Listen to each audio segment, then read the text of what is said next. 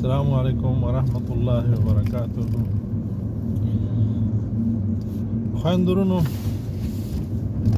هر څوک ښه ژوند غواړي، خوشحالي غواړي، امن غواړي،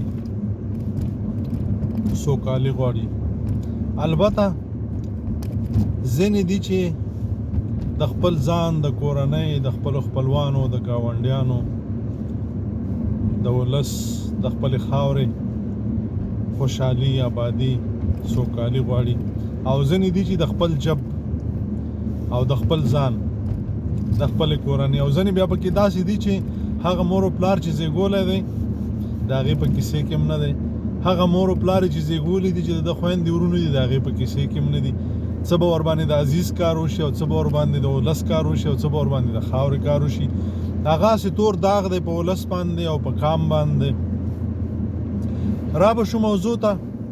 زما مقصد دا دی چې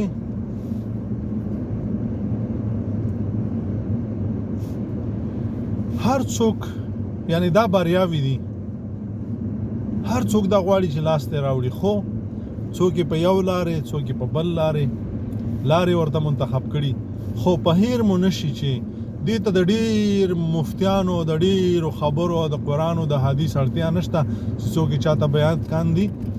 یو خبره ده، هغه دا ده چې بریا مو په هغه کې ده کوم چې خدای پاک موږ او تاسې ته په قرآن کې ویلي دي او رسول الله صلی الله علیه وسلم یې رالیږلی دی او راته قدم په قدم ښودلی دي چې ډوډۍ داسې خورئ، تشناب ته داسې ځئ، د کوره داسې ووځئ، کور ته داسې راننوځئ، جومات نه داسې ووځئ، جومات ته داسې راننوځئ، بازار ته داسې ځئ، د مشرانو سره داسې خبرې کوئ، د کشرانو سره داسې کوئ، د مور و پلار سره داسې کوئ، د خویندورونو سره داسې کوئ، د خپلې مېرمنې او د خپلو بچو سره داسې کوئ.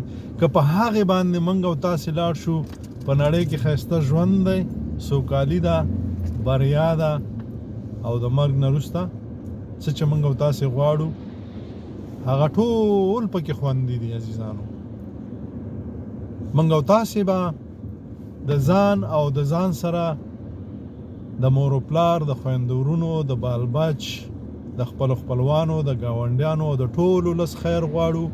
خدای پاک موږ او تاسې ټول یو د بل دپاره پیدا کړي یو، یو بل ته اړتیا لرو.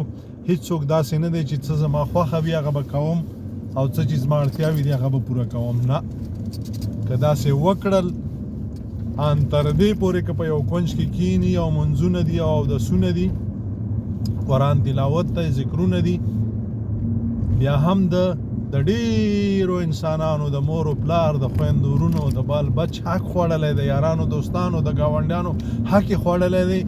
او دا مو په هیر نشي چې خدای پاک غفور، رحیم، کریم ذات دی، مهربان ذات دی. خپل حقونه به معاف کی، خو د بندگانو حقونه نه معاف کوي تر څو پورې. او داسې هم نه کیږي چې ووایي چې الله ما معاف کړي، ما د چا حق خوړلی. ورځې به بخښنه به تنې غواړي او دا کار د موږ او تاسې نه کېدونکی دی، ځکه چې موږ او تاسې د غیرت ټوکره یو، خو د ځان دپاره. الله مو ښاد و آباد لره. مه ځانونه تېر باسئ او مه خلک تېر باسئ او مه دا فکر کوئ چې موږ خدای پاک تېر باسو. نه خدای تېر ایستی شي، نه خلک تېر ایستی شي. ځانونه تېر باسئ او دا سودا به مو ډېر زیات تاوان وکاندي، دومره تاوان به وکړه چې بیا به د دې پوره کول هیڅ امکان نه لري. د ژوند مقصد به مو د لاسه ورکړی وي. نو عزیزانو، خپل ځان سره لوبې مه کوئ، د خپل ژوند سره لوبې مه کوئ، د چا د ژوند سره لوبې مه کوئ او د ژوند د مقصد سره لوبې مه کوئ. الله مو ښاد و آباد لره. ژوندي اوسئ.